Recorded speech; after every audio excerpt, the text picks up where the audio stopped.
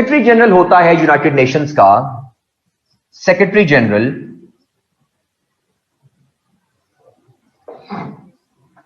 अच्छा ये बात गौर से सुनिएगा कि पूरे यूनाइटेड नेशंस का एक सेक्रेटरी जनरल होता है और हर ऑर्गन का एक प्रेसिडेंट होता है। यानी जनरल असेंबली का प्रेसिडेंट अलहदा होगा, सिक्योरिटी काउंसिल का प्रेसिडेंट अलहदा होगा, इकोनॉमिक एंड सोशल काउंसिल का अलहदा होगा, आईसीजे का अलहदा होगा, लेकिन ओवरऑल पूरे के पूरे यूनाइटेड नेशंस का एक सेक्रेटरी जनरल होता है। ये भाईजान 5 साल के लिए आते हैं, ठीक है जी, और ये 2 दफा आ सकते हैं इनका, यानी 2 कंसेक्यूटिव टर्म्स के लिए भी एज अ सेक्रेटरी जनरल आ सकते हैं। मतलब secretary general can be elected in the United Nations for 2 consecutive terms, यानी 5-5 साल के लिए 2 दफा। जैसा कोफी अन्नान थे, घाना से उनका ताल्लुक था, 5-5 साल के लिए 2 दफा आए। बान की मून साउथ कोरिया से उनका ताल्लुक था, 5-5 साल के लिए 2 दफा आए, राइट। अब एंटोनियो गुटेरेस हैं, Antonio Guterres he is from Portugal, ये 2016 में आए थे, 1 जनवरी जो है 2016 को ये आए थे, और ये 31 दिसंबर 21 तक ये जो है सेक्रेटरी जनरल रहेंगे। तो 5 साल के लिए आए, इसके बाद दोबारा ये आते हैं जो है एज सेक्रेटरी जनरल, ये डिपेंड करता है। तो 5 साल के लिए सेक्रेटरी जनरल जो है वो आता है, और इलेक्शन होता है। इसका कैसे होता है ये मैं आपको बाद में डिटेल बताऊंगा, लेकिन अभी सिर्फ जनरल बातें जो है इनको अंडरस्टैंड करने की जो है वो जरूरत है। 8वां पॉइंट, पाकिस्तान यूनाइटेड नेशंस का मेंबर बना on the 30th of September 1947। Pakistan became the member of the United Nations on the 30th of September 1947, यानी तकरीबन 1.5 महीने बाद हमारी आजादी के हम मेंबर बन गए थे यूनाइटेड नेशंस के। Pakistan became the member on 30th September 1947, और आपका जो हमसाया मुल्क है India was the founding member of United Nations, यानी वो जो 51 स्टेट्स जिन्होंने यूनाइटेड नेशंस को बनाया था उनमें इंडिया भी मौजूद था, क्योंकि इंडिया एग्जिस्ट करता था, पाकिस्तान तो एग्जिस्ट ही नहीं करता था उस टाइम, इसलिए पाकिस्तान 47 में आजाद हुआ, तो इसलिए 47 के बाद हम मेंबर बने यूनाइटेड नेशंस के। तो Pakistan became the member of United Nations on 30 सितंबर 1947, तकरीबन 1.5 महीने बाद आफ्टर द इंडिपेंडेंस। ये कुछ जनरल हमारे पास बातें जो हैं वो एग्जिस्ट करती हैं। अब हम चलते हैं powers and functions of the United Nations पे। Powers and functions of the United Nations, step by step हर ऑर्गन को पढ़ते चले जाएंगे और उनकी पावर्स एंड फंक्शंस को अंडरस्टैंड करते जाएंगे। सबसे पहले हम स्टार्ट कर रहे हैं जनरल असेंबली को। सबसे पहले अंडरस्टैंड करते हैं जनरल असेंबली को, और जनरल असेंबली को पढ़ने के लिए इनके पावर्स एंड फंक्शंस जो हमने इनकी स्टार्ट करने जनरल असेंबली के, तो जरा कुछ बातें शुरू की अंडरस्टैंड कर लीजिए जो बड़ी इंपॉर्टेंट है जनरल असेंबली में पढ़ने वाली। Point number 1, general assembly is the largest organ of United Nations. Point number 1, general assembly United Nations का सबसे बड़ा ऑर्गन है। यूनाइटेड नेशंस के जो जितने मेन ऑर्गन हैं उसमें सबसे बड़ा ऑर्गन जनरल असेंबली है। General assembly is the largest organ of United Nations. Point number 2, ये बड़ा इंपॉर्टेंट पॉइंट आपको मैं बताने लगा हूं, जरा गौर से समझिए पहले, फिर इसको लिखिए।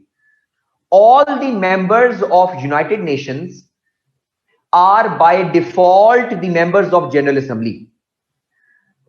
All the members of United Nations यानी 193, all the members of United Nations are by default the members of general assembly, या आप लिख सकते हैं all the members of general assembly are by default the members of United Nations. जो भी लिख लें बात, दोनों ठीक। All the members of general assembly are by default the members of UN, या all the members of UN are by default the members of general assembly. अच्छा, ये क्यों बात लिख रहे हैं हम? इसीलिए क्योंकि यूनाइटेड नेशंस के 193 मेंबर्स हैं। हमें कैसे पता चला कि यूनाइटेड नेशंस के 193 मेंबर हैं? क्योंकि जितने मेंबर जनरल असेंबली में बैठेंगे उतने ही मेंबर यूनाइटेड नेशंस के होंगे। सिक्योरिटी काउंसिल के 15 मेंबर हैं, इकोनॉमिक एंड सोशल काउंसिल के 54 मेंबर हैं, 54 members economic and social council के हैं, सिक्योरिटी काउंसिल के 15 मेंबर्स हैं। हमें कैसे पता चला कि यूनाइटेड नेशंस के 193 हैं जब उसके ऑर्गन्स में एक में 15 हैं और एक में 54 है? तो भाईजान जितने मेंबर्स आपके पास जनरल असेंबली में बैठेंगे उतने ही मेंबर्स आपके पास असल में यूनाइटेड नेशंस के होते हैं। या आप ये समझ लीजिए जितने यूनाइटेड नेशंस के मेंबर हैं वो सारे के सारे जनरल असेंबली में बैठेंगे। तो पॉइंट नंबर 2 हमने क्या पढ़ा कि all the members of United Nations are by default the members of general assembly, या all the members of general assembly are by default the members of United Nations. Point number 3, ये बड़ा important point है, जरा इसको समझ लीजिए। every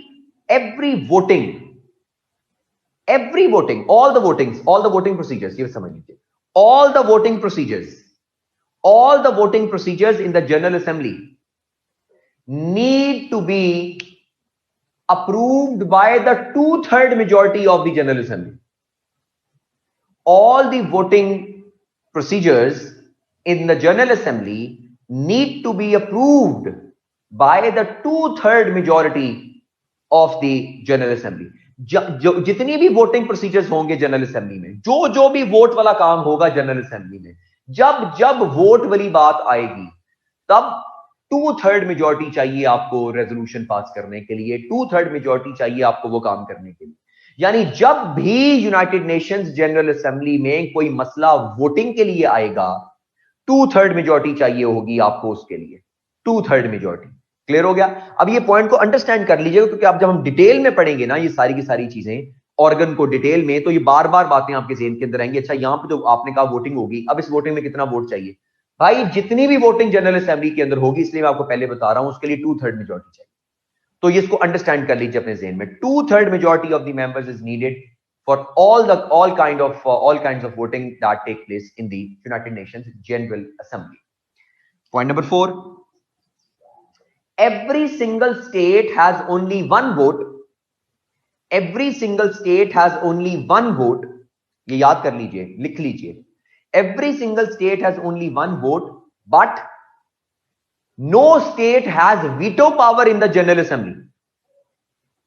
Every single state has only one vote, but no state has the veto power in General Assembly. Veto power सिर्फ और सिर्फ सिक्योरिटी काउंसिल में होती है, वीटो पावर जनरल असेंबली में नहीं होती। वीटो पावर सिर्फ सिक्योरिटी काउंसिल में होती है, यानी सिक्योरिटी काउंसिल की रेजोल्यूशन को वीटो किया जा सकता है, वो 5 स्टेट्स।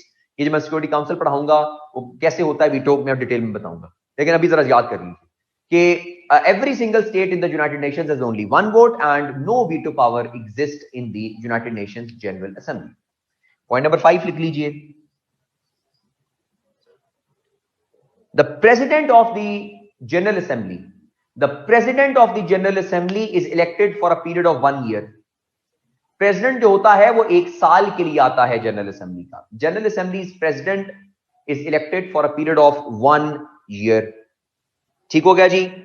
और छठा पॉइंट, आखिरी जो पॉइंट है जनरल बातों के अंदर जनरल असेंबली में, फिर हम डिटेल में जा रहे हैं, वो ये है कि अब अंडरस्टैंड कीजिए, आपको मैंने बताया कि जनरल असेंबली में वैसे तो आपके पास हर स्टेट के पास एक ही वोट होता है, और टोटल कितनी स्टेट्स हैं? 193। लेकिन हर स्टेट को रिप्रेजेंट करने के लिए एक वक्त में 5 लोग बैठ सकते हैं, यानी there can be more than 5 representatives of one state representing the country at one time. एक वक्त में एक स्टेट को रिप्रेजेंट करने के लिए 5 बंदे बैठ सकते हैं। इसका मतलब नहीं कि 5 ही बैठेंगे, 1 से लेके 5 तक, अप टू 5 पीपल वो एक वक्त में बैठ सकते हैं। यानी each state that is represented in the General Assembly can be represented by up to 5 representatives at one time. लेकिन वोट उनके पास एक ही होगा, स्पीच उनमें से एक ही कर रहा होगा, और जो स्पीच कर रहा होगा वोट उसी के पास होगा। बाकी सिर्फ बैठ सकते हैं, रिप्रेजेंट करने के लिए बैठ सकते हैं, राइट। तो 5 बंदे एक स्टेट को रिप्रेजेंट करने के लिए, अप टू 5, अप टू मतलब कि जरूरी नहीं कि एक ही आए या 5 आए, 2 3 4 5 जितने मर्जी आ जाए, लेकिन 5 तक मैक्सिमम। तो देयर कैन बी जो है वो maximum of 5 people representing the same state at one time, but they will only have one vote. ठीक हो गया जी। ये जरा जनरल बातें थी करने वाली। अब आते हैं जरा powers and functions of the general असेंबली के ऊपर, और उनको जरा अंडरस्टैंड करते हैं। Powers functions of the general assembly.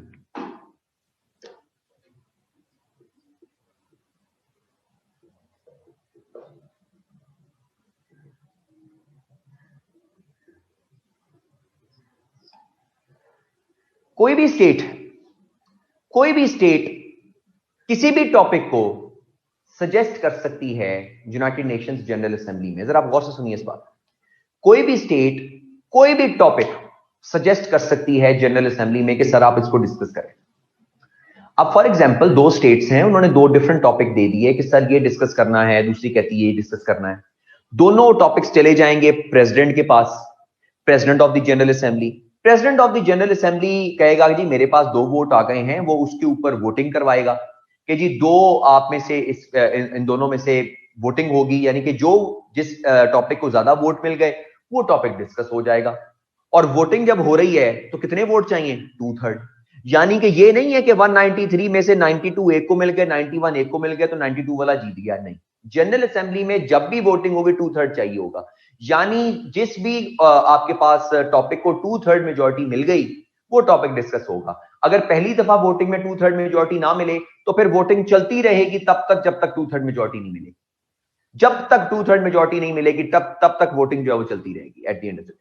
तो ये इंपॉर्टेंट होता है कि आपके पास कोई भी स्टेट किसी भी किस्म का टॉपिक प्रेजेंट में, फॉर एग्जांपल पाकिस्तान कहता है कि जी कश्मीर डिस्प्यूट को डिस्कस करना है, पाकिस्तान जो है वो सजेस्ट करता है कश्मीर डिस्प्यूट, वो प्रेसिडेंट के पास चला जाता है, प्रेसिडेंट उस पर वोटिंग करवाएगा। अगर 128 स्टेट्स, क्योंकि 193 का 2/3 कितना बनता है? 193 का 2/3 तकरीबन 128 129 बनता है, ये देख लीजिएगा। 128 तकरीबन बनता है 2/3 ऑफ द 193। तो अगर 128 या 129 स्टेट्स फेवर करती हैं पाकिस्तान के आइडिया को कि हमें कश्मीर डिस्कस करना है, तो फिर वो कश्मीर डिस्कस होगा। अब आपको आहिस्ता आहिस्ता चीजें खुद ही क्लियर होती जाएंगी कि क्यों कश्मीर डिस्कस नहीं हो रहा था बड़े अरसे से, क्योंकि इसको डिस्कस करवाने के लिए आपको 128 मुल्कों का अप्रूवल चाहिए कि they want to discuss the Kashmir dispute. अब हर टॉपिक डिस्कस नहीं हो सकता दुनिया के अंदर, पूरी दुनिया में सिर्फ कश्मीर का मसला नहीं है, 193 मुल्क हैं, हर मुल्क का अपना मसला है, हर मसला जो है वो डिस्कस करना चाह रहे होते हैं। तो फिर जिसके ऊपर 193 वोट्स, 193 में से 128 वोट्स मिलते हैं वो टॉपिक डिस्कस होता है at the end of the day. इसलिए लॉबी करना बड़ा जरूरी होता है। आपने किसी एक टॉपिक सजेस्ट करवाना है ना, राइट, तो आप टॉपिक सजेस्ट करवाते हैं, फिर लॉबी करते हैं पहले, उससे पहले क्या बाकी स्टेट्स को कहते हैं कि चाहिए हमें टॉपिक डिस्कस करवाना चाह रहा हूं, बड़ा इंपॉर्टेंट टॉपिक है, सॉल्यूशंस चाहिए इसके लिए, ये सारा कुछ प्लीज आप इस पे वोट कीजिएगा।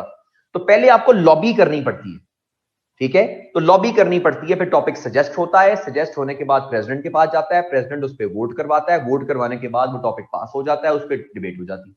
जब डिबेट होती है तो फिर रेजोल्यूशन आती है, वो मैं आपको बाद में समझाता हूं। लेकिन ये इंपॉर्टेंट बात है कि यूनाइटेड नेशंस जनरल असेंबली की वर्किंग के लिए कोई भी स्टेट किसी भी किस्म का टॉपिक, लेकिन वो इंटरनल ना हो, इंटरनल ना हो, क्योंकि आपको याद है article 2 paragraph 7 of the UN charter, जो आपको मैंने कल भी लेक्चर में बताया था कि internal affair of the state में डिस्कस ही नहीं हो सकता। तो अगर आप टॉपिक प्रेजेंट कर रहे हो यूनाइटेड नेशंस में, तो बाय डिफॉल्ट आप ये समझ रहे हो कि इंटरनल मैटर नहीं है, तो तभी वो डिस्कस हो रहा है, ठीक है, तो वो इंटरनल मैटर डिस्कस नहीं हो सकता। क्लियर हो गया? तो ये हमारे पास 2/3 majority at the end of the day चाहिए होती है सारे के सारे टॉपिक्स के ऊपर, जो भी सिलेक्ट होता है टॉपिक, जिस पे भी डिबेट होनी होती है। So let us discuss powers and functions of the general assembly. पहला, deliberative powers, deliberative powers and functions of the general assembly। पहला है deliberative powers and functions of the general assembly। Clear हो गया? अब जरा इस पॉइंट को जो मैं आपको भी समझाने लगा हूं, 1 मिनट दीजिए और इसको जरा समझिए, ये बड़ा इंपॉर्टेंट पॉइंट है, समझने वाला। स्टूडेंट्स कंफ्यूज होते हैं इसके अंदर, वो बार बार सवाल पूछते हैं, इसीलिए इसको पहले ही समझ लीजिए। deliberative powers and functions of the general assembly का मतलब क्या है? General assembly can take up a matter, गौर सुनिए, general assembly can take up a matter, discuss that matter, recommend solutions to the problem asked by the member states, and 4, pass a resolution on any topic। फिर सुनिए, general assembly can take up a matter, discuss that matter, recommend solutions to the problem asked by the member states, and pass a resolution। ये जो चारों चीजें हैं इनको collectively deliberative powers and functions of the general Assembly कहते हैं। ये जो चारों चीजें इनको collectively deliberative powers and functions of the general Assembly कहते हैं। General assembly can take up a matter, discuss that matter, recommend solutions to the problem asked by the member states and pass the resolution. अब गौर से सुनिए इस बात को, can General assembly can take up a matter, general assembly कोई भी matter take up कर सकती है, लेकिन जरूरी नहीं है कि वो हर मैटर को डिस्कस भी करेगी। क्यों? क्योंकि उस मैटर पे वोट होगा 2/3 तो ही डिस्कस होगा ना। तो general assembly can take up a matter, discuss that matter. अब मैटर डिस्कस कौन सा होगा? जिसको 2/3 मेजॉरिटी मिलेगी। जो 2/3 मेजॉरिटी में आ जाएगा तो मैटर, फॉर एग्जांपल दो कंट्रीज ने सजेस्ट कर दिया, एक ने कहा जी कश्मीर डिस्कस होना चाहिए, दूसरे ने कहा जी पैलेस्टाइन डिस्कस होना चाहिए, इस पे वोटिंग हो जाएगी, जिसको 2/3 मेजॉरिटी मिल गई वो डिस्कस हो जाएगा। यानी दोनों मैटर्स टेकअप हो गए, लेकिन डिस्कस उसमें से वो होगा जिसको वोट मिलेगा। तो general assembly can take up a matter, discuss that matter. तीसरा point, general assembly can recommend solutions to the problem asked by the member states. अगर यूनाइटेड नेशंस की जो मेंबर स्टेट्स हैं वो जनरल असेंबली के पास आती हैं, कहती हैं कि सर ये हमारा बड़ा मसला है, ये हमारे दरमियान मसले को सॉल्व करवा दें, कोई सजेशंस दें हमें, कोई रिकमेंडेशंस दें हमें ताकि हम इस मसले को सॉल्व करवाएं, तो जनरल असेंबली रिकमेंडेशन दे सकती है उनके प्रॉब्लम्स को सॉल्व करने के लिए कि हाँ भी आप ऐसे कर लो, ऐसे कर लो, ऐसे कर लो। तो वो रिकमेंडेशन भी दे सकती है, राइट। वो कोई भी किसी भी किस्म का मसला हो सकता है। आर्टिकल 35 जो है ना यूएन चार्टर का, आर्टिकल 35, अच्छा सारे आर्टिकल्स याद करने नहीं, सारे आर्टिकल्स नहीं याद करने, तो याद करने वाले होंगे मैं आपको बता दूंगा। आर्टिकल 35 नोट करते साथ ना, जो आप जहां पे आप नोट्स बना रहे हैं ना, साथ साथ आप एक कॉलम बना लीजिए important articles to be remembered. पहले लिख लीजिए article 35 of the UN charter. Article 35 of the UN charter ये कहता है कि अगर एक स्टेट मेंबर नहीं भी है ना यूएन की, वो भी अपने मसले को की सजेशन के लिए, रिकमेंडेशन के लिए यूनाइटेड नेशंस में आ सकती है। यानी अगर एक यूएन की मेंबर नहीं भी है, यूएन के मेंबर नहीं भी है, for example Vatican city is not the member, Taiwan is not the member, right, Kosovo is not the member, तो ये बहुत ज्यादा कंट्रीज ऐसे भी हैं जो मेंबर नहीं है यूनाइटेड नेशंस। तो कहने का मकसद ये है कि कोई भी कंट्री अगर वो यूएन की मेंबर नहीं भी है, वो भी अपने मसले को लेकर आ सकती है यूनाइटेड नेशंस के अंदर, और यूनाइटेड नेशंस के मसले को हल करने के लिए रिकमेंडेशन दे देगा अकॉर्डिंग टू आर्टिकल 35। तो पहली बात, they can take up a matter, दूसरी बात they can discuss an matter, तीसरी बात they can recommend solutions to the problem, चौथी they can pass a resolution. वो किसी भी टॉपिक में रेजोल्यूशन पास कर सकते हैं। कोई भी टॉपिक आप उनको दोगे डिस्कस करने के लिए, उस पर वो रेजोल्यूशन पास कर सकते हैं। तो these 4 things are collectively known as the deliberative powers and functions of the general Assembly. Clear हो गया जी? लेकिन डेलिब्रेटिव पावर्स और फंक्शंस के अंदर ना, कि क्या वो हर मैटर को टेकअप कर सकते हैं?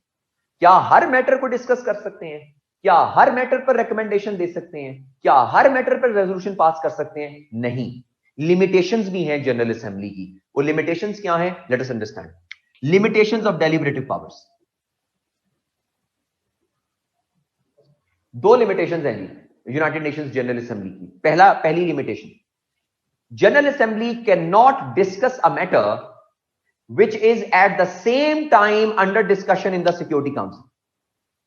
Point number 1, the General Assembly's first deliberative powers limitation is that the General Assembly cannot discuss any matter which is under discussion at the same time in the Security Council unless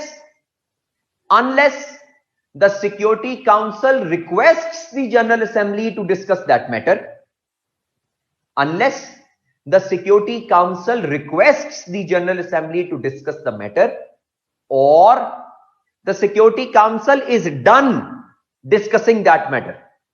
अगर Security Council matter discuss कर लिया है, वो हो गया, वो अब general Assembly में आ सकता है डिस्कस होने के लिए किसी भी तरह से। या फिर अगर सिक्योरिटी काउंसिल खुद कहता है जनरल असेंबली को कि सर आप इस मसले को डिस्कस करें हमारे साथ, तब मसला डिस्कस किया जा सकता है जनरल असेंबली में। So if something is under discussion in the security council, it can not be discussed in the general assembly eight the same time unless requested by the security council to the general assembly to discuss the matter, or the security council is done discussing that matter.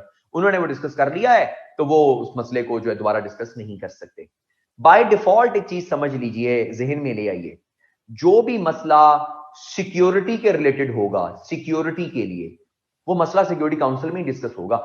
Security का मतलब, इसलिए उसका नाम ही security council, right? Security council नाम है security council. Anything that relates to international peace and security, anything that relates to international peace and security is under discussion in the security council. इसलिए कश्मीर का मसला सिक्योरिटी काउंसिल में discuss होगा, right? General Assembly में वैसे ही discussion होगी, लेकिन security Council के ऊपर रेजोल्यूशन आएगी, क्योंकि वो सिक्योरिटी काउंसिल सिक्योरिटी के रिलेटेड है। तो anything related to international peace and security has to be discussed in the security council. ठीक हो गए? तो पहली लिमिटेशन क्या है कि General assembly can not discuss any matter that is under discussion in the security council at the same time unless requested by the security council to discuss the matter, or the security council is done discussing that matter. Point number 2, limitations में, According to Article 2, Paragraph 7 of the UN Charter, the General Assembly cannot intervene in the domestic affairs of any state. Point number 2, the Security Council cannot intervene, the General Assembly cannot intervene in the domestic affairs of any state. United Nations general assembly किसी भी state के internal affairs में intervene नहीं कर सकता, ये उसकी दूसरी लिमिटेशन है। यानी अब डिस्कसिंग अ मैटर, पहले हमने बात की take up a matter, United Nations जो है वो कोई ऐसा मसला टेकअप भी नहीं कर सकता जो किसी स्टेट का इंटरनल मैटर हो।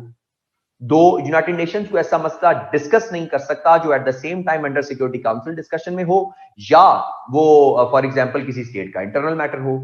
3, सिक्योरिटी काउंसिल जो है वो रिकमेंडेशंस उन चीजों पर नहीं दे सकता जो चीजें इस वक्त अंडर डिस्कशन है सिक्योरिटी काउंसिल में, राइट। और 4, सिक्योरिटी काउंसिल उस पे रेजोल्यूशन पास नहीं कर सकता जो सिक्योरिटी रिलेटेड टॉपिक्स हो और अंडर डिस्कशन हो सिक्योरिटी काउंसिल के अंदर।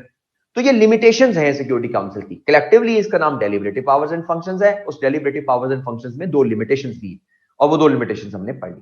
तो ये पहला था deliberative powers and functions of the general assembly. दूसरे पॉइंट पर चलते हैं। दूसरा है फाइनेंशियल पावर्स एंड फंक्शंस।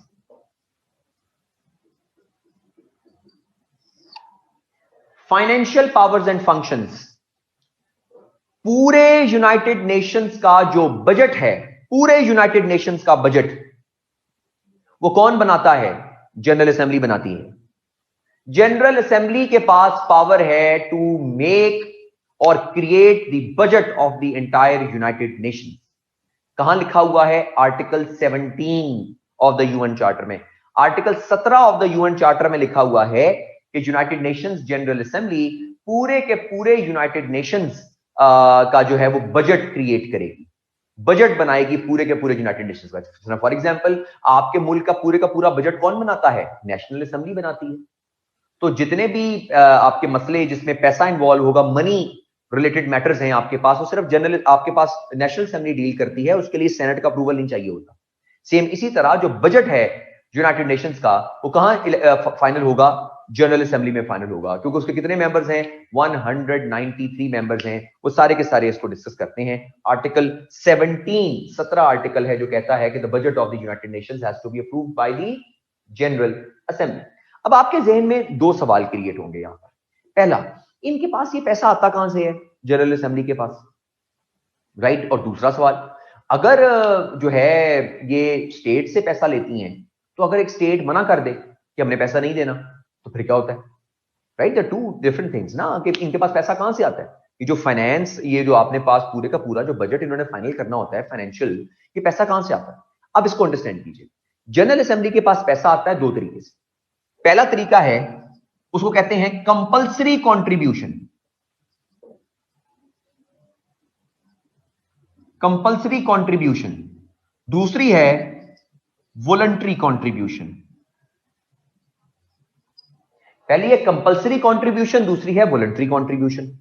सबसे पहले समझते हैं कंपल्सरी कंट्रीब्यूशन। जितनी भी मेंबर स्टेट्स हैं यूनाइटेड नेशंस की, जितनी भी मेंबर स्टेट्स हैं, यानी 193 जितनी भी मेंबर स्टेट्स हैं यूनाइटेड नेशंस की, ये हर साल एक स्पेसिफिक अमाउंट जो है वो यूनाइटेड नेशंस के बजट में डालती है। स्पेसिफिक अमाउंट हर स्टेट, जितनी भी मेंबर है, यानी 193, ये हर साल एक स्पेसिफिक अमाउंट यूनाइटेड नेशंस के बजट में डालती हैं। अब कितनी अमाउंट डालती हैं, ये हर साल इसकी अमाउंट फर्क होती है। यानी कोई एक स्पेसिफिक अमाउंट नहीं है जो हर स्टेट ने पे करनी होती है हर साल। तो फिर कितने पैसे जो हैं, किस तरह पता चलेगा कि किस स्टेट ने कितने पैसे पे करने हैं? उसके लिए एक फॉर्मूला है। फॉर्मूला ये है कि हर साल स्टेट की GNP, gross national product, plus उसकी ओवरऑल इकोनॉमिक सिचुएशन,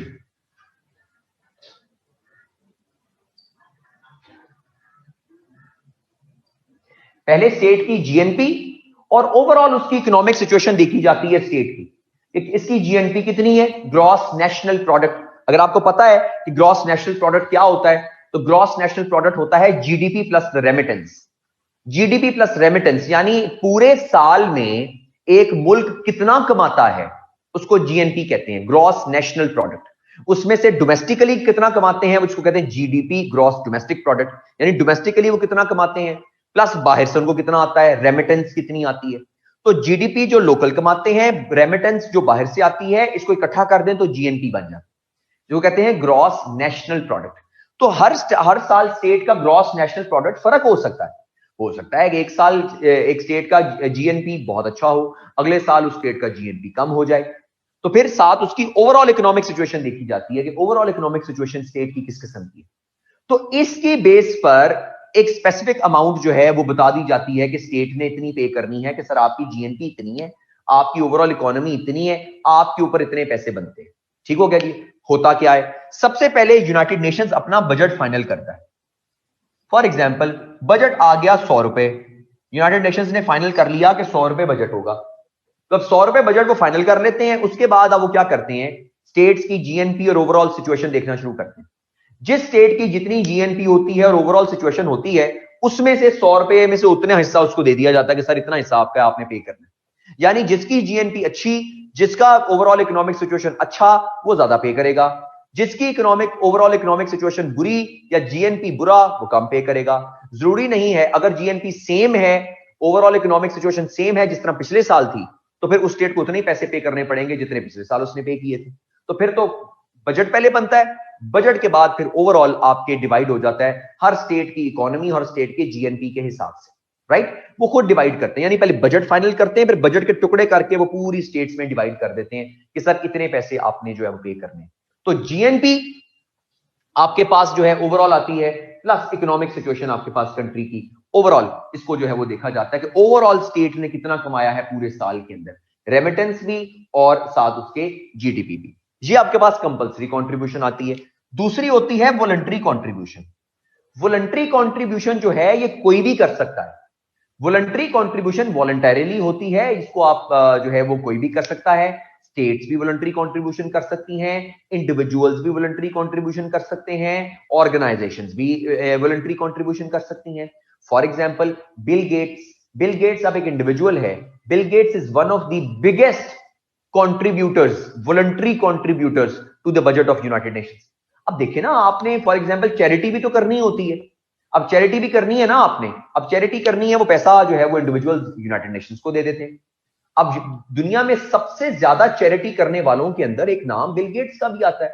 अब आप देखिए कि पोलियो के ऊपर जितनी भी रिसर्च हो रही है पूरी दुनिया में, पोलियो के ऊपर जितने भी कतरे हैं, पोलियो का काम जितना भी पूरी दुनिया में हो रहा है, उसका बजट कौन देता है? बिल गेट्स देता है, राइट। दुनिया की सबसे बड़ी स्कॉलरशिप जो है, इंडिविजुअल स्कॉलरशिप, जो किसी एक और शख्स की तरफ से या एक आपके पास ऑर्गेनाइजेशन की तरफ से आती है स्कॉलरशिप, दुनिया की सबसे बड़ी, वो आपके पास बिल गेट्स देता है, जिसको bill and Melinda Gates foundation जो है, उसकी वाइफ जो मिलिंडा गेट्स, इन्होंने एक स्कॉलरशिप है इनकी, इसको कहते हैं गेट्स स्कॉलरशिप, कैम्ब्रिज यूनिवर्सिटी की स्कॉलरशिप है। ये हर साल 210 मिलियन डॉलर्स जो है हर साल देते हैं स्कॉलरशिप में, 210 मिलियन डॉलर्स, बहुत बड़ी अमाउंट है जो स्कॉलरशिप में जाती है, गेट्स स्कॉलरशिप। तो Bill Gates is one of the biggest contributors, voluntary contributors to the budget of the United Nations, खासतौर पे रिसर्च के मामलों में। तो आपने शायद सुना होगा पिछले दिनों फैसला हो रहा, कहा जा रहा था कि यूनाइटेड नेशंस जो है वो कह रहा है कि मैंने अब बजट नहीं देना डब्ल्यूएचओ को। तो जो डब्ल्यूएचओ को बजट जाता है वो वॉलंटरी होता है, जो वॉलंटरी बजट देते हैं कि चलें जी यूनाइटेड नेशन का बजट तो है, एक्स्ट्रा रिसर्च करनी है तो चलो भाईजान ये एक्स्ट्रा बजट ले लो मेरे से। तो फिर वो बजट वॉलंटरी बेसिस पर होता है। तो वॉलंटरी बजट कोई भी दे सकता है, वो स्टेट भी दे सकती है, वो इंडिविजुअल भी दे सकता है, वो कोई ना कोई ऑर्गेनाइजेशन भी दे सकती है। Anyone can provide the voluntary contribution, states कर सकती हैं आपके पास। क्लियर हो गया जी? तो ये होती है वॉलंटरी। तो एक कलेक्टिवली मिलकर फिर यूनाइटेड नेशंस का बजट बनता है। ये तो पहली बात हो गई। दूसरी बात, article 19 of the UN charter कहता है, article 19 of the UN charter कहता है कि अगर एक स्टेट अपने हिस्से के पैसे ना दे पाए, यानी वॉलंटरी कंपल्सरी कंट्रीब्यूशन की बात हो रही है, कंपल्सरी, वो स्टेट की तो कंपल्सरी है ना, उसने देने ही देने पैसे। आर्टिकल 19 में लिखा हुआ है ऑफ द यूएन चार्टर कि अगर एक स्टेट अपनी कंपल्सरी कंट्रीब्यूशन के पैसे ना दे पाए और उसके जो अनपेड अमाउंट है वो इक्विवेलेंट टू 2 इयर्स हो जाए, यानी 2 कंसेक्टिव साल उसने नहीं पे किया, अगर यानी 2 कंसेक्टिव साल एक स्टेट अपने हिस्से के पैसे ना पे कर पाए, तो उस स्टेट का right to vote in the general Assembly suspend हो जाता है, उसका सस्पेंड कर दिया जाता है right to vote. Article 19 of the UN charter says if the state is unable to pay the requisite amount and the unpaid amount becomes equivalent to 2 years, that state's right to vote in the general assembly is suspended, is suspended। वो suspend कितनी देर के लिए होगा ये general Assembly को decide करेगी। वो ये भी फैसला कर सकती है कि जनाब जब तक आप इसको पे नहीं करेंगे तब तक सस्पेंड रहेगा।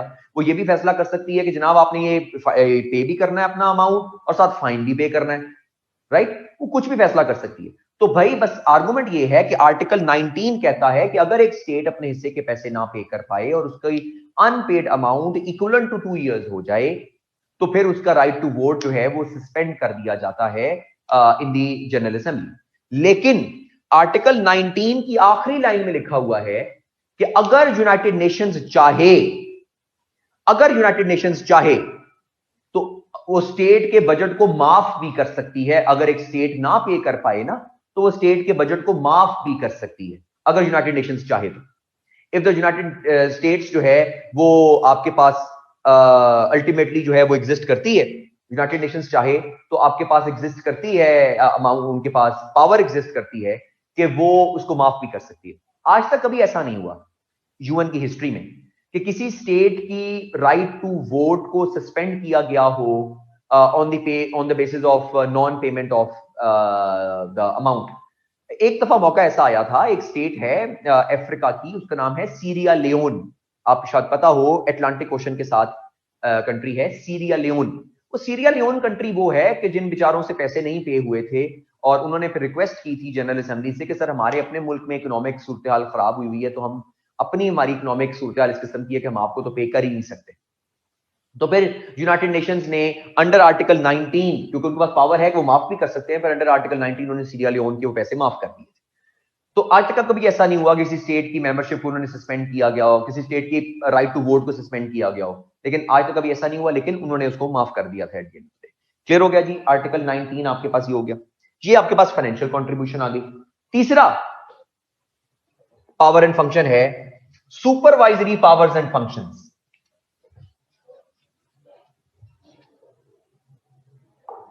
सुपरवाइजरी पावर्स एंड फंक्शंस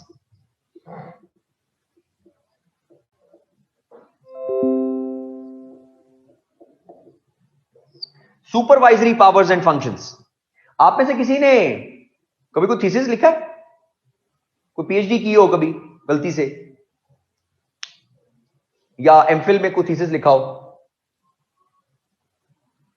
लिखा है, किया है आप लोगों ने, थीसिस लिखा है? आपको ये शख्स याद होगा, सुपरवाइजर, ठीक है जी, सुपरवाइजर जो है वो आप लोगों को याद होगा, ठीक है जी। ये किसी शख्स की मेहनत से खुश नहीं होते, किसी शख्स की मेहनत, आप जितनी मर्जी मेहनत करके चले जाएं, इन्होंने कोई ना कोई कीड़ा जो है ना वो निकाल ही लेने। मैं समझता हूं कि जो सुपरवाइजर होता है ना, सुपरवाइजर बेसिकली एक कैफियत का नाम है, कैफियत का, ये कभी भी आप पे तारी हो सकती है, सुपरवाइजरी कैफियत। मतलब आप जब कीड़े निकालते हो ना किसी के अंदर, वो सॉर्ट ऑफ आपकी सुपरवाइजरी कैफियत होती है, राइट। सेम इसी तरह यही है जनरल असेंबली जो है ना, जनरल असेंबली जितने भी ऑर्गन्स है यूनाइटेड नेशंस के, सबकी सुपरवाइजर है, सबकी सुपरवाइजर है। अब सुपरवाइजर क्या है कि आपके पास जो 4 मेन ऑर्गन्स हैं, आपके पास security council, ICJ, economic and social council और ट्रस्टीशिप काउंसिल। सेक्रेटेरिएट तो सेपरेट है ना, वो तो ऑफिस है ना सेक्रेटेरिएट, वो सेपरेट। ये 4 मेन ऑर्गन्स जो एक्स्ट्रा हैं इसके अलावा, इसमें तो ये जो 2 है ना ऊपर वाले, सिक्योरिटी काउंसिल और आईसीजे, ये अपनी एनुअल रिपोर्ट्स ऑफ परफॉर्मेंस देते हैं जनरल असेंबली को।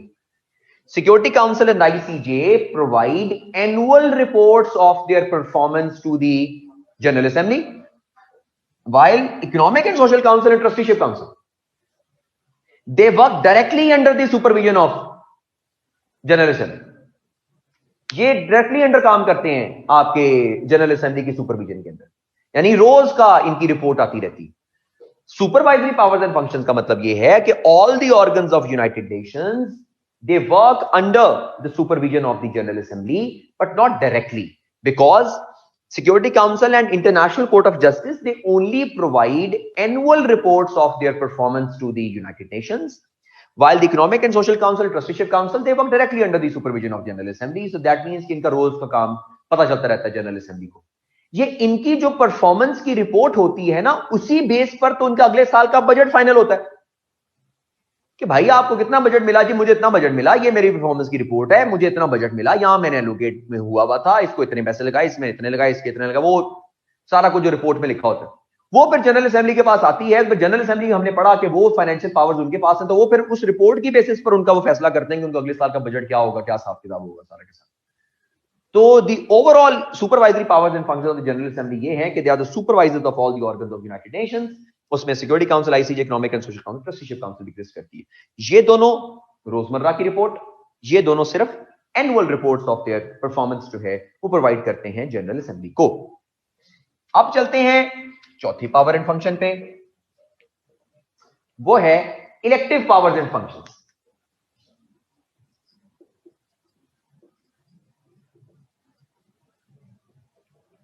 Elective powers and functions overall वैसे जो जनरल असेंबली की ना 5 पावर्स एंड फंक्शंस है, अब हम चौथे पे आ गए, इसके बाद एक और रह गया, उसका नाम है कॉन्स्टिट्यूटिव पावर्स एंड फंक्शंस. मेरी नजर के अंदर जनरल असेंबली की ये जो 2 पावर्स है ना, इलेक्टिव और कॉन्स्टिट्यूटिव, ये सबसे बड़ी पावर्स हैं. दी मोस्ट इंपॉर्टेंट पावर्स जो है ना वो अल्टीमेटली आपके पास एग्जिस्ट करती हैं, ये वाली इलेक्टिव पावर्स एंड फंक्शंस. और दूसरी जो इसके बाद हम पढ़ेंगे कॉन्स्टिट्यूटिव. इलेक्टिव आपके पास कितनी है जनरल असेंबली की? 7 इलेक्टिव पावर्स हैं, 7.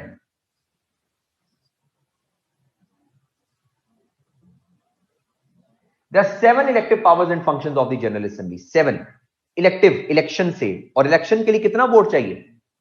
सबसे पहली बात हमने क्या की, कितना आपके पास वोटिंग चाहिए? आपके पास 2/3 मेजॉरिटी. और जितनी भी बनती है आपको पता है वो 128 है, 129 है, जितनी भी बनती, 2/3 मेजॉरिटी चाहिए आपको. पहला point, article 4 of the UN charter कहता है, सुन लीजिए, article 4 of the UN charter कहता है कि इंडक्शन जो है ना, induction of a new state, यानी किसी न्यू स्टेट की induction in the UN, induction of a new state in the United Nations is done by the general assembly. Induction of a new state in the United Nations is done by the general assembly with the recommendation of the security council. अगर किसी new state की induction होनी है general Assembly में, जिस तरह south Sudan आखिरी state add हुई है, अगर किसी न्यू स्टेट की इंडक्शन होनी है सिक्योरिटी काउंसिल में, सॉरी यूनाइटेड नेशंस में, तो उसकी इंडक्शन कौन करेगा? जनरल असेंबली करेगी. यानी वोटिंग कहां पर होगी? जनरल असेंबली में होगी. लेकिन इसकी रिकमेंडेशन कौन देगा? Security council. For example imagine कर लीजिए कि पाकिस्तान जो है मेंबर नहीं है जनरल यूनाइटेड नेशंस का. पाकिस्तान ने एप्लीकेशन दी कि जनाब मैंने मेंबरशिप लेनी है यूनाइटेड नेशंस. सिक्योरिटी काउंसिल पहले पाकिस्तान की जो पाकिस्तान की रिक्वेस्ट है, इसकी रिकमेंडेशन देगा क्या पाकिस्तान को मेंबरशिप देनी चाहिए कि नहीं देनी चाहिए. सवाल यह है कि क्यों रिकमेंडेशन आती है? क्योंकि आर्टिकल 4 में लिखा हुआ है यूएन चार्टर के कि a peace loving state can become the member of the United Nations. तो पीस लविंग का मतलब यह है, क्या ये पीस वाले लोग हैं या पीस को प्रिवेल करवाने वाले लोग हैं, या ये लड़ाइयों वाले लोग तो नहीं है? तो फिर क्योंकि सिक्योरिटी रिलेटेड सारे मसले सिक्योरिटी काउंसिल में डिस्कस होते हैं, तो इसलिए सिक्योरिटी काउंसिल अपनी तरफ से रिकमेंडेशन देती है कि हाँ भाई हमारी तरफ से ये बंदा अप्रूव्ड है, ये ठीक है जी, जो आपके पास वो अप्रूव्ड है वो ठीक है, वो आपके पास अप्रूवल जो है वो जाता है वहां से. पीस रिलेटेड जितने मसले जो हैं वो आपके पास जो है वो अप्रूवल क्योंकि सिक्योरिटी काउंसिल की तरफ से आता है, तो फिर सिक्योरिटी काउंसिल जो है उसका अप्रूवल देती है. और अप्रूवल के बाद वोटिंग होती है. वोटिंग कहां पर होती है? जनरल असेंबली में. जनरल असेंबली में वोटिंग हो गई, 2/3 मेजॉरिटी मिल गई उस स्टेट को, वो स्टेट मेंबर बन जाएगी. ठीक हो गया? तो induction of a new state in the United Nations is done by the general assembly with the recommendation of the security council under article 4. चौथी आपके पास आर्टिकल जो है वो एग्जिस्ट करता है इसके अंदर. दूसरा point, suspension of the membership of any state. Suspension, article 5 deal करता है सस्पेंशन ऑफ द मेंबरशिप को. यानी अगर किसी स्टेट की मेंबरशिप को सस्पेंड करना है, अगर किसी स्टेट की मेंबरशिप को सस्पेंड करना है फ्रॉम द यूनाइटेड नेशंस, तो वो कौन कर रहेगा? जनरल असेंबली करेगी। इसके लिए भी रिकमेंडेशन चाहिए सिक्योरिटी काउंसिल की। Suspension of the membership of any state from the UN can be done by the General Assembly with the recommendation of the Security Council. Suspension किसी भी बेस पर हो सकती है। फाइनेंशियल बेस पे तो हमने देख ली कि फाइनेंशियल बेस के ऊपर भी सस्पेंड किया जा सकता है। आप स्टेट को कंडक्ट के ऊपर भी सस्पेंड किया जा सकता है। स्टेट की मेंबरशिप को वायलेशन ऑफ द लॉज के ऊपर भी सस्पेंड किया जा सकता है। किसी भी वजह से सस्पेंड किया जा सकता है स्टेट की membership. So a membership of the state from the United Nations can be suspended by the General Assembly with the approval of a 2/3 majority on the recommendation of the Security Council under Article 5 of the UN Charter. तीसरा, Article 6. Induction भी UN general assembly करता है, suspension भी General assembly करता है, और number 3 expulsion भी General assembly करता है। एक्सपेल, निकाल देना है यूएन से, यूनाइटेड नेशन से निकाल देना, ये पावर भी जनरल असेंबली के पास है। यानी अगर आपने किसी स्टेट को वैसे ही जनरल असेंबली से निकालना है, उसको उसके कंडक्ट की वजह से या किसी भी वजह से एक्सपेल करना है यूनाइटेड नेशन से, तो ये पावर भी किसके पास है? जनरल असेंबली के पास है। कहां पर लिखी हुई है? आर्टिकल 6 में। इसके लिए भी recommendation of the security council चाहिए होता है। सो सिक्योरिटी काउंसिल रिकमेंडेशन के बाद यूनाइटेड नेशंस जो है वो किसी भी स्टेट को एक्सपेल कर सकता है from the United Nations under article 6 of the UN charter. Point number 4, ये जो सिक्योरिटी काउंसिल, आपको मैंने बताया कि सिक्योरिटी काउंसिल के 15 मेंबर होते हैं, हमने डिस्कस किया ना, सिक्योरिटी काउंसिल के 15 मेंबर हैं। तो सिक्योरिटी काउंसिल जी is North Korea part of UN, जी North Korea part of UN. आपके पास सिक्योरिटी काउंसिल के टोटल कितने मेंबर हैं? 15। उन 15 मेंबर्स में से 5 मेंबर्स परमानेंट हैं, 10 मेंबर्स नॉन परमानेंट हैं। ये जो 10 नॉन परमानेंट मेंबर होते हैं ये आते हैं 2 साल के लिए, यानी 2 सालों के लिए आते हैं। The 10 non-permanent members are elected for a period of 2 years. तो ये जो 2 साल के लिए नॉन परमानेंट मेंबर्स आते हैं ना, इनका इलेक्शन कहां होता है? इनका इलेक्शन जनरल असेंबली में होता है। सो general assembly elects the 10 non-permanent members of the Security Council for a period of 2 years. अब इसमें लिखते हैं 10 non-permanent members of Security Council. Point number 4 है, the General Assembly elects the 10 non-permanent members of the Security Council for a period of 2 years.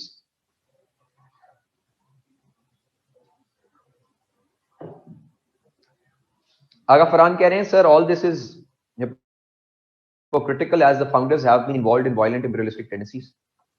ये दुनिया का असूल है फरहान कि the victors of the war they can impose any law.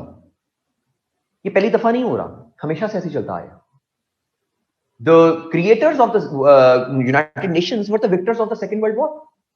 अब United Nations के जो आपके क्रिएटर्स थे वो सेकेंड वर्ल्ड वॉर के विक्टर्स थे, और ये दुनिया का असूल रहा है कि the laws which prevail in the system after the war is what the victor pleases. जितना भी आप, जो भी आपके पास जीतेगा वो जो मर्जी लॉ लगाए, राइट, आपको फॉर एग्जांपल वो मानने पड़ेंगे। अब आप कहें जी दूसरों के साथ जाती है, दूसरों के साथ जाती क्यों है? दूसरों ने जब यूनाइटेड नेशन की मेंबरशिप ली है तो उन्होंने सोच समझ के मेंबरशिप ली है ना भाई। अब हर बंदा तो जाके नहीं ना जिमखाना की मेंबरशिप ले रहा। अब जिमखाना की मेंबरशिप चंद लोग ही ले रहे हैं। अब जो जिमखाना की मेंबरशिप लेगा तो उसको जिमखाना के रूल्स को फॉलो करना पड़ेगा। अगर आप जिमखाना के रूल्स को फॉलो नहीं करेंगे वो आपको निकाल के बाहर कर देंगे। अब जिमखाना वाले तो नहीं ना बुला रहे हर बंदे को, आओ भाईजान मुफ्त में हमारे जनाब वो मेंबरशिप ले लो। अगर आपकी स्टेट को लगता है किसी स्टेट को कि भाईजान हमारे साथ जाती हो रही है तो आप छोड़ दे स्टेट यूनाइटेड नेशंस को कि नहीं भाईजान हमारे साथ जाती हो रही है, we are leaving United Nations. अब रहना भी है उसी घर के अंदर और फिर रोना भी है उसी घर के अंदर कि नहीं कि मेरे साथ जाती हो रही है, राइट। तो फिर असूल जो होते हैं ये अल्टीमेटली पॉइंट ये होता है कि जब भी आपके पास कोई वॉर जीतता है तो आपके पास जब कोई ऑर्गेनाइजेशन बनती है या कोई रूल बनता है तो वो वही रूल होता है जिसको विक्टर अप्रूव करता है। The rules are applied as the victor pleases. तो ये बड़ा इंपॉर्टेंट पॉइंट होता है जिसको अंडरस्टैंड करने की जरूरत होती है। पॉइंट नंबर 5, 4 पॉइंट्स हो गए। 5, ICJ, international court of justice के ना टोटल 15 जजेस होते हैं। जिस तरह यूनाइटेड नेशंस सिक्योरिटी काउंसिल के 15 मेंबर होते हैं ना, इसी तरह आईसीजे के 15 जज होते हैं। ये जो 15 जज होते हैं ना, ये बड़ा टेक्निकल पॉइंट है, समझ लीजिए। ये जो 15 जज होते हैं ना, इनको जनरल असेंबली और सिक्योरिटी काउंसिल इकट्ठे इलेक्ट करते हैं। यानी इनकी वोटिंग आईसीजे के जजेस की जनरल असेंबली और सिक्योरिटी काउंसिल में इकट्ठे हो रही होती है at the same time. The जजेस of international court of justice are elected by the General Assembly and the Security Council simultaneously, इकट्ठे, राइट? अब देखिए ना, 15 जो सिक्योरिटी काउंसिल के मेंबर हैं वो असल में जनरल असेंबली के भी हैं, है ना, 15 मेंबर।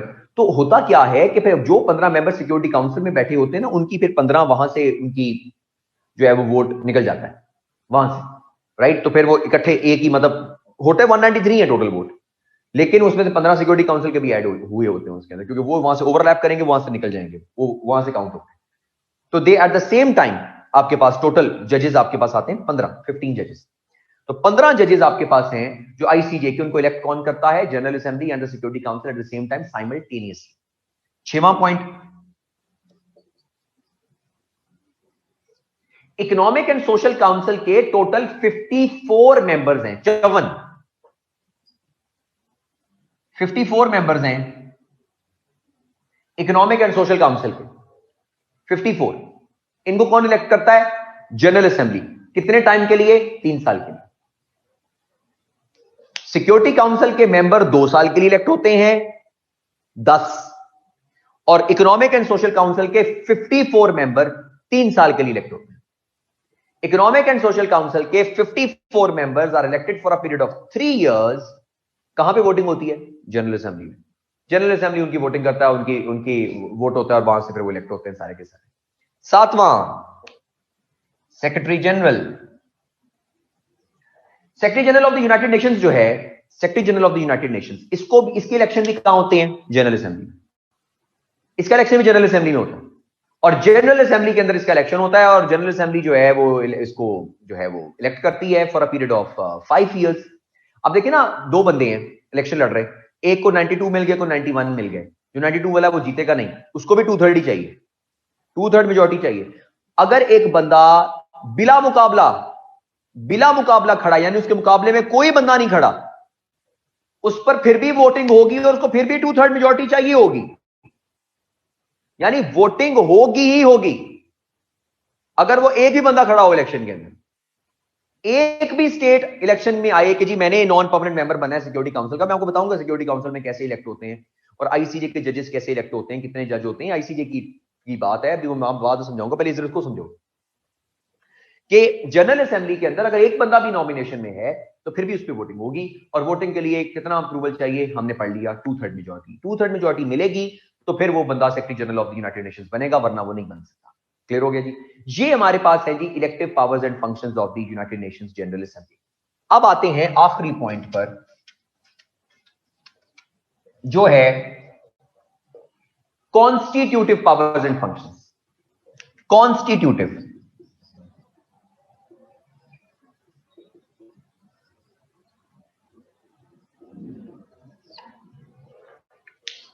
जो कॉन्स्टिट्यूटिव है ना, ये कॉन्स्टिट्यूट करने से है, बनाने से। कॉन्स्टिट्यूट करने से, बनाने से, क्रिएट करने से।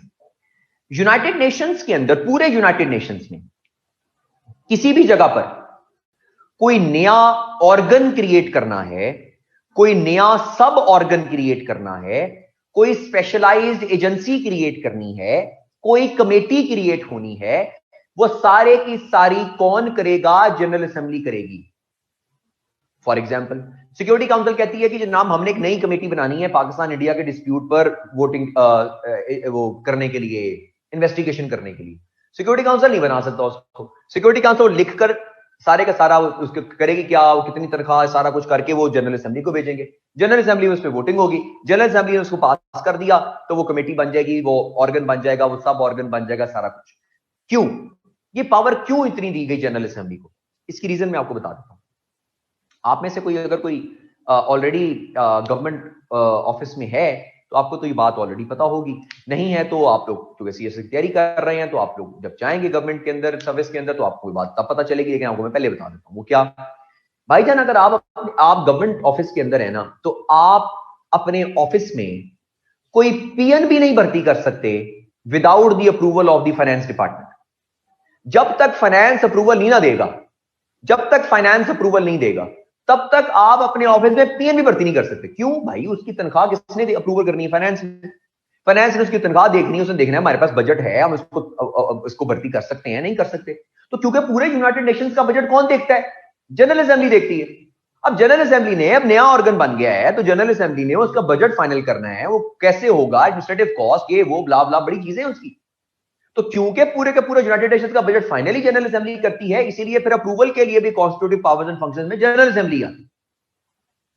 तो इसीलिए आप देखिएगा कि जब भी कोई स्टेट लेवल की पॉलिसी बननी होती है, जब भी कोई स्टेट लेवल का इंस्टीट्यूशन बनना होता है, जब भी कोई मीटिंग हो रही हो ना स्टेट लेवल के ऊपर, आपको फाइनेंस मिनिस्टर जरूर नजर आएगा वहां पर। क्यों? क्योंकि अप्रूवल तो फाइनेंस मिनिस्टर की तरफ से भी होगा। क्या हमारे पास बजट है? क्या हमारे पास ये पावर है कि हम ये काम कर लें? तो फाइनेंस का अप्रूवल बड़ा जरूरी होता है। So that is why constitutive powers and functions जो है वो जनरल असेंबली के पास। तो पहली बात उनकी क्या है? Constitute any organ, organisation, organ, sub organ, specialised agency, committee, कुछ भी बनाना है आपने यूनाइटेड नेशंस के अंदर, जो नया क्रिएट करना है, जिसका बजट से कोई ताल्लुक होगा, वो कौन क्रिएट करेगा? किसका अप्रूवल होगा? जनरल असेंबली का अप्रूवल होगा। नंबर 2, यूनाइटेड नेशंस चार्टर में अगर कोई अमेंडमेंट करनी है, if the amendments are to be done in the charter of the United Nations, वो अमेंडमेंट कौन करेगा? वो भी जनरल असेंबली करेगी। अमेंडमेंट्स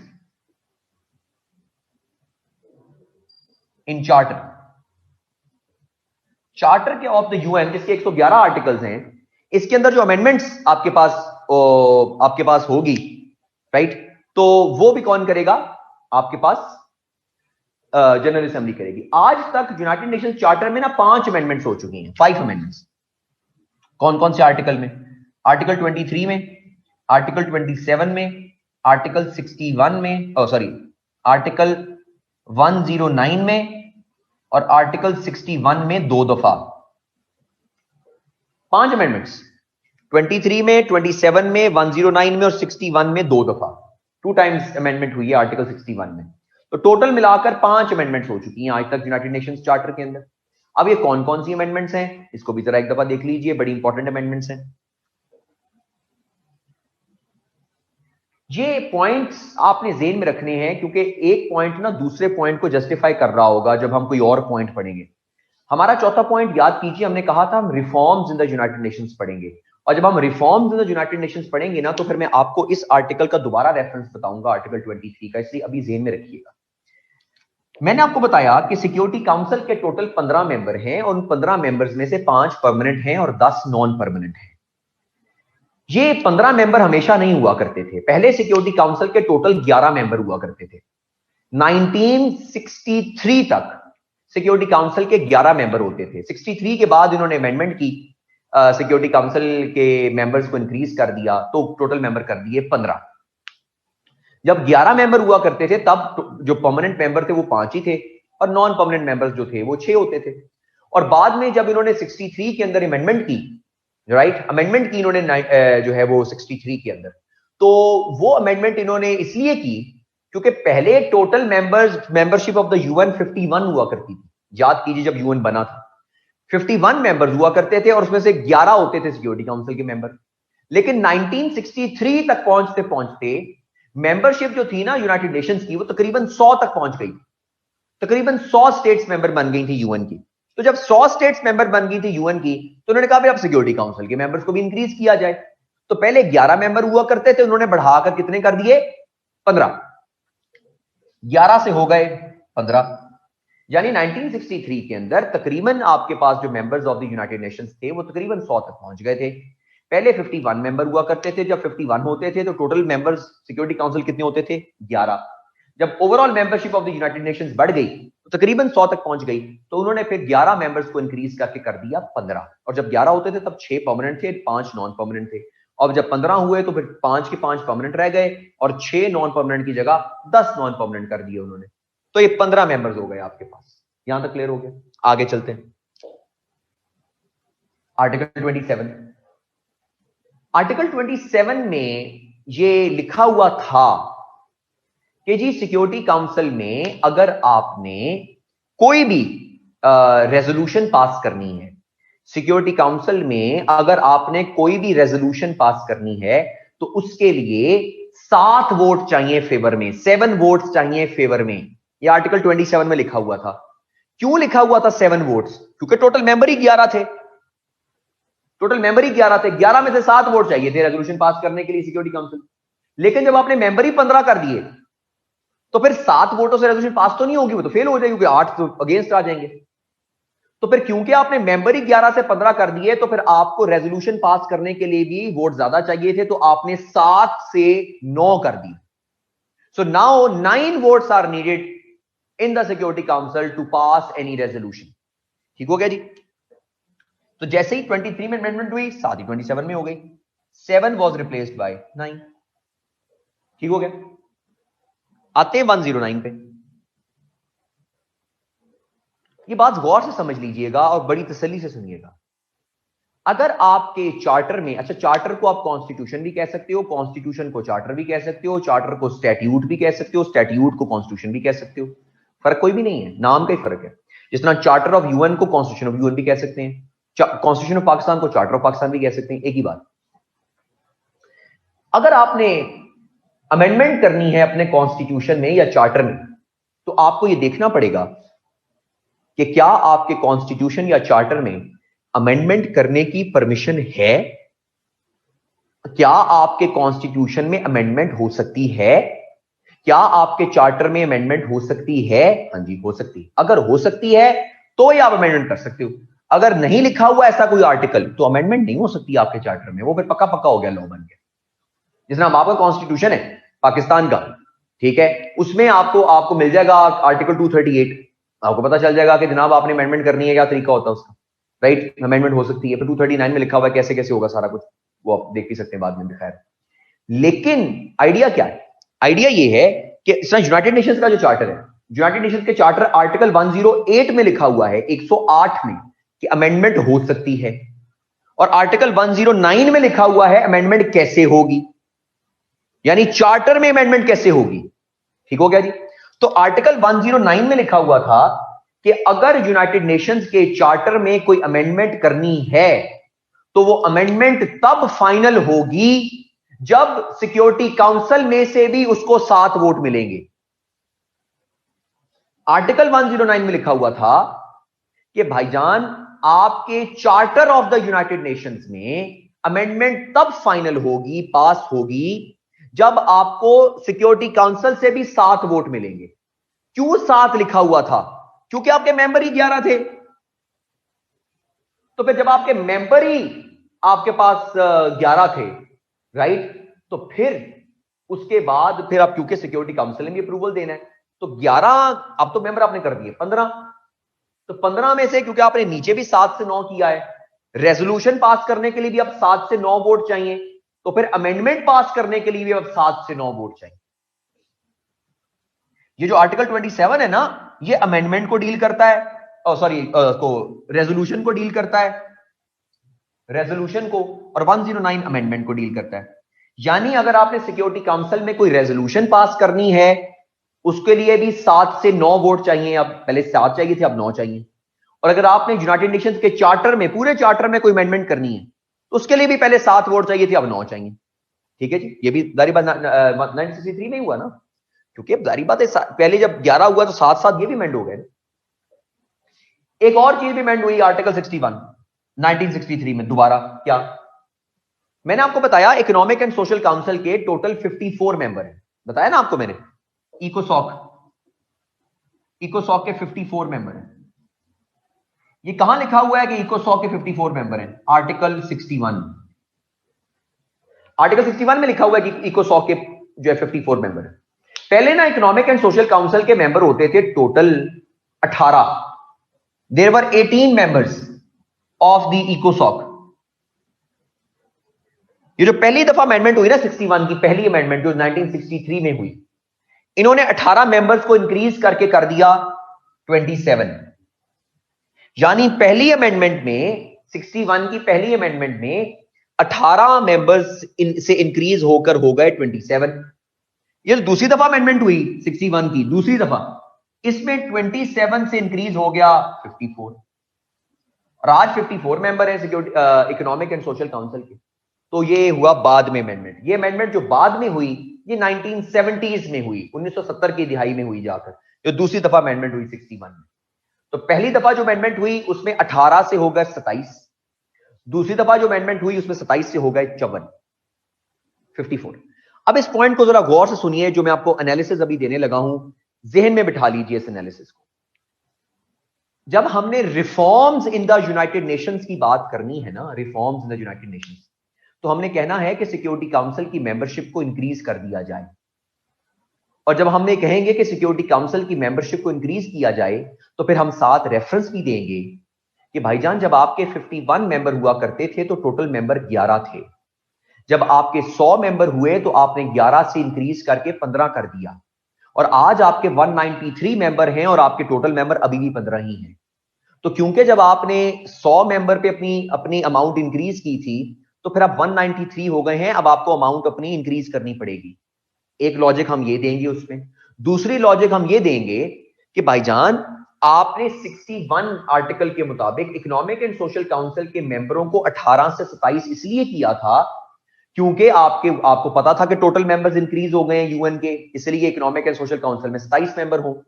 और बाद में मेंबर और इंक्रीज हो गए तो इकोनॉमिक एंड सोशल काउंसिल के मेंबर आपने 27 से 54 कर दिए, लेकिन सिक्योरिटी काउंसिल के मेंबर 15 ही रहे.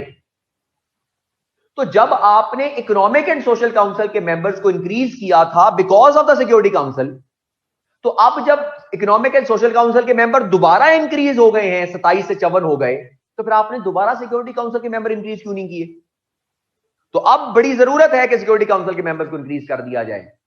अब 15 मेंबर है, इनको बढ़ा दिया जाए, इंक्रीज कर दिया जाए. तो ये हम लॉजिक इंशाल्लाह इस्तेमाल करेंगे, उन्हीं के रेफरेंस के अंदर से इस्तेमाल करेंगे. ये हमारे पास ये 5 अमेंडमेंट्स थी यूनाइटेड नेशंस चार्टर के. ये पॉइंट क्लियर हो गया?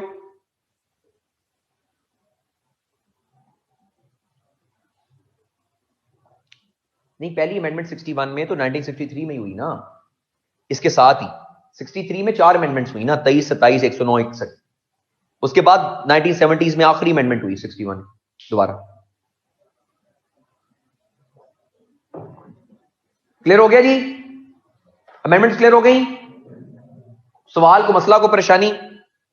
Any questions? Constitutive powers and functions. Hello, को हाँ ना तो करो. सो गए? पता नहीं.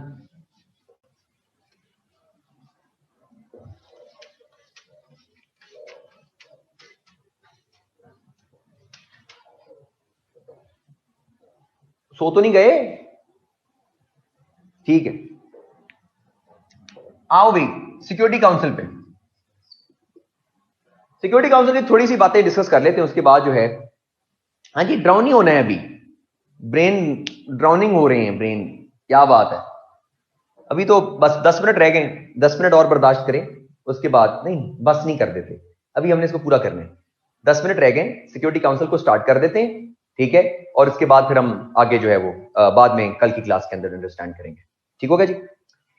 Late us understand the security council. Security council बड़ा मजे का आर्गुमेंट है. इसको अंडरस्टैंड करने के लिए जो है वो अभी हम डिस्कस करते हैं. सिक्योरिटी काउंसिल को स्टार्ट करते हैं, चंद शुरू की बातें डिस्कस करते हैं, डिटेल बाद में डिस्कस करेंगे. Point number 1, security council. Security council is the most powerful organ of the United Nations. Point number 1, Security Council is the most powerful organ of United Nations.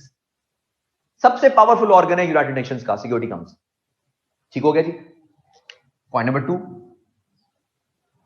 it has 15 members, 15 member हैं. 5 of them are permanent, 10 are non-permanent. ठीक हो गया जी। दूसरा point, there are total 15 members of the security Council, 5 of them are permanent, 10 are non permanent. Point number 3, the 10 non-permanent members are elected for a period of 2 years each, right? The third, मैं question का answer करूंगा, ये secretary general वाला question कल का answer करूंगा, अभी जरा इस पे फोकस कीजिए, सिक्योरिटी काउंसिल के ऊपर। Point number 3, the non-permanent members, the 10 non-permanent members of the security council are elected for a period of 2 years each, but point technical आ गया जी। थर्ड पॉइंट, मैंने कहा कि 2 साल के लिए इलेक्ट होते हैं, लेकिन but every year 5 new permanent member, non permanent members are added to the security Council. और सुनिए, मैंने कहा कि there are 10 non permanent members of the security Council, 10 non permanent members which are elected for a period of 2 years each, but every year 5 new non-permanent members are elected in the security council. हर साल 5 नए members आते हैं, लेकिन आते हैं 2 साल के लिए। अच्छा, ये क्यों आया? देखिए, फॉर एग्जांपल आप 2020 में एग्जिस्ट कर रहे हैं इस वक्त, ठीक है जी, 2020 में, अब लॉजिक को समझ लीजिए। 2020 में आपके 15 मेंबर हैं सिक्योरिटी काउंसिल के इस वक्त, 5 परमानेंट हैं, 10 नॉन परमानेंट हैं, ठीक हो गया जी। इन 10 नॉन परमानेंट मेंबर्स में से ना 5 मेंबर्स वो हैं, इन 10 के अंदर से 5 मेंबर्स वो हैं जो 2018 से लेकर 2020 तक के लिए मेंबर बने थे सिक्योरिटी काउंसिल के नॉन परमानेंट मेंबर, और 5 वो हैं जो 2019 से लेकर 2021 तक के लिए मेंबर बने थे। ठीक, आप इस वक्त कहां पर मौजूद हैं? 2020 में, ठीक हो गया जी। अब जब 2020 खत्म हो जाएगा तो 5 और आ जाएंगे जो बनेंगे 2020 से लेकर 2022 तक के लिए, ठीक। और जब 2000 जो है वो 21 आ जाएगा तो फिर ये जो 5 थे ये खत्म हो जाएंगे, इनकी जगह 5 और आ जाएंगे जो 2023 तक के लिए जाएंगे। इस तरह हर साल 5 न्यू नॉन परमानेंट मेंबर्स आ जाते हैं और 5 पुराने घर चले जाते हैं। इसकी वजह क्या है? इसकी वजह यह है कि एकदम बिल्कुल ही नया सिक्योरिटी काउंसिल नहीं कर देना आपने। जो 1 साल आपने 2 साल गुजारे होते हैं सिक्योरिटी काउंसिल में, तो आपको एक्सपीरियंस हो चुका होता है, आप सिक्योरिटी काउंसिल में काम कर रहे होते हो। अगर आप 10 के 10 निकाल के 10 एकदम न्यू ले आओगे, उनको समझने में टाइम लगेगा थोड़ा सा, वो इंटरनेशनल वर्ल्ड को, पॉलिटिक्स को समझने में टाइम लगेगा, इसलिए वो 5 को निकाल देते हैं, 5 नए आ जाते हैं। फिर वो जो 5 होते हैं वो अगले आने वाले 5 लोगों को समझाते हैं, उनके साथ डिस्कस करते हैं, उनकी हेल्प करते हैं। फिर वो पुराने 5 चले जाते हैं, ये 5 एक्सपीरियंस हो जाते हैं, इनकी जगह और 5 आ जाते हैं। तो हर साल इलेक्शन होता है सिक्योरिटी काउंसिल का, हर साल, और हर साल इलेक्शन के बाद 5 नए परमानेंट नॉन परमानेंट मेंबर्स आ जाते हैं और 5 पुराने चले जाते हैं, ठीक है जी। इंडिया जो है वो अब 2 साल के लिए नॉन परमानेंट मेंबर बना है। उसने 1 जनवरी 2021 से ये वाला टेन्योर है ना इंडिया को, ये 2023 तक जो है वो रहेगा non permanent member security council का। क्लियर हो गया जी। तो every year 5 new non permanent members are elected, 5 previous are removed, ठीक है जी। ये जो परमानेंट मेंबर्स हैं उन पे मैं बाद में आता हूं, पहले जरा नॉन परमानेंट मेंबर्स को समझ लीजिए। परमानेंट मेंबर्स को बस मैं बाद में समझाता हूं आपको परमानेंट मेंबर्स का क्या हिसाब किताब है। पहले नॉन परमानेंट मेंबर्स को समझिए, परमानेंट मेंबर्स तो बाद में भी आ जाएंगे। नॉन परमानेंट मेंबर्स 10 होते हैं, 2-2 साल के लिए आते हैं, हर साल 5 नए आते हैं, 5 पुराने चले जाते हैं, हर साल यानी इलेक्शन होता है। ये तीसरा पॉइंट था। चौथा पॉइंट समझ लीजिए, The president of the security council is elected for a period of 1 month, 1 महीने के लिए, साल के लिए नहीं। The president of the security council is appointed for 1 month on alphabetical basis from the 15 members of the security council.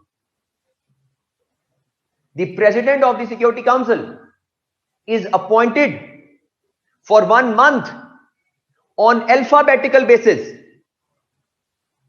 from those 15 members of the security council. जो 15 members होते हैं ना सिक्योरिटी काउंसिल के, उसी में से आपके पास जो है वो प्रेसिडेंट जो है इलेक्ट हो जाता है 1 महीने के लिए, अपॉइंट हो जाता है 1 महीने के लिए, यानी रोलिंग बेसिस पर अल्फाबेटिकली प्रेसिडेंट चेंज होता रहता है, चेंज होता रहता है, नया प्रेसिडेंट आ जाता है, पुराना चला जाता है, नया प्रेसिडेंट आता है, 1 महीने के लिए आता है। Every month a new president जो है वो आ जाता है। जिसमें फॉर एग्जांपल अफगानिस्तान है, बांग्लादेश है, चाइना है, डेनमार्क है, ये समझ लीजिए, अज्यूम कर लीजिए चारों मेंबर हैं इस वक्त सिक्योरिटी काउंसिल के।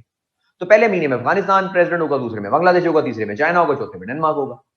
तो जो मेंबर होते हैं ना 15 सिक्योरिटी काउंसिल के, जो उस वक्त 15 मेंबर होते हैं, उन्हीं के अंदर से अल्फाबेटिकली वो चेंज होता रहता है प्रेसिडेंट। आपके पास हर महीने चेंज हो गया, हर महीने चेंज हो गया जी, आपके पास चेंज हो जाता है। और आपके पास जो जारी बात है, जो आप समझ लीजिए ना, जो पहले मंथ में प्रेसिडेंट है, पहले मंथ में, वो बाय डिफॉल्ट 16वें मंथ में वापस आ जाएगा। जारी बात, तो 15 पूरे हो गए ना, सर्कल फिर वापस चल पड़ा, सर्कल चलता रहता है। 2 साल इस तरह पूरा, अगले पे 2 साल आते हैं, यानी कि मेंबर्स आते जाते हैं, वो प्रेसिडेंट बनते जाते हैं, आते जाते प्रेसिडेंट बनते जाते हैं, खत्म होता जाता है, सर्कल चलता जा रहा है। हर महीने आ गए, हर महीने नया प्रेसिडेंट आ गया, हर महीने नया प्रेसिडेंट आ गया। ठीक है जी। What can the president do in 1 month? ओ भाई मैं बताता हूं आपको, ये चीजें अभी तो मैं सिर्फ शुरू की बातें आपको बता रहा हूं, डिटेल में तो अभी मैं गया ही नहीं हूं। अभी सिर्फ ये तो समझिए प्रेसिडेंट क्या करता है, उसकी क्या पावर्स होती हैं, मैं आपको समझाता हूं, तसल्ली रखिए। ये 4 पॉइंट समझ आ गए, इन चारों में कोई मसला है अभी तक? 4 पॉइंट्स यहां तक क्लियर हो गए? क्लियर है जी? जस्ट 4 पॉइंट्स जो अभी तक हमने इसको क्लियर कर लिया। ठीक हो गया जी, आगे चलते हैं। 5वां point, Pakistan and India both remained the non-permanent members of Security Council 7 times each. Pakistan और इंडिया दोनों सिक्योरिटी काउंसिल के नॉन परमानेंट मेंबर रहे हैं 7-7 दफा, 7 times each. So Pakistan and India both remained non-permanent members of Security Council 7 times each. India 8वीं दफा बनने जा रहा है, 1 जनवरी से उनका 8वां टेन्योर शुरू हो जाएगा। पाकिस्तान अगले साल इलेक्शन लड़ लेगा, नेक्स्ट ईयर पाकिस्तान की इंशाल्लाह अल्लाह खैर करे, मेरा ख्याल इलेक्शन लड़ना है पाकिस्तान में, जहां तक की अंदर की खबरें हैं।